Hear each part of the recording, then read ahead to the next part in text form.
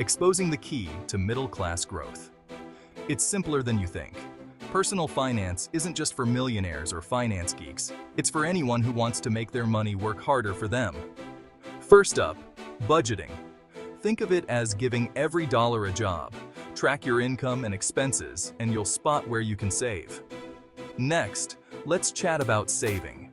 Even small amounts add up over time. Aim to save a part of each paycheck and watch your nest egg grow. Investing might sound scary, but it's just a way to make your money grow faster than a savings account. Start small, learn the ropes, and let compound interest do the heavy lifting. Now let's dive into some practical examples. Consider setting up an emergency fund.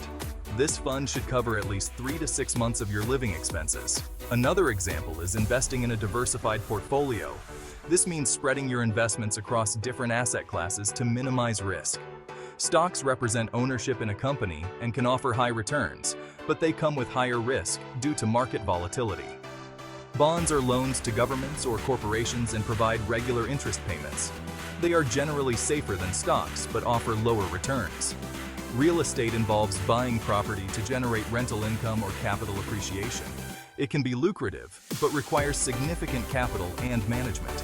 Commodities like gold, oil, and agricultural products can hedge against inflation, but are subject to price swings due to supply and demand factors. Lastly, consider automating your savings. Set up automatic transfers from your checking account to your savings account to ensure you consistently save money.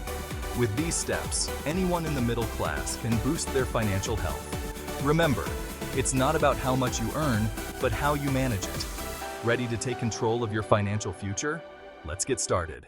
Like, share, and subscribe to this channel for more financial tips.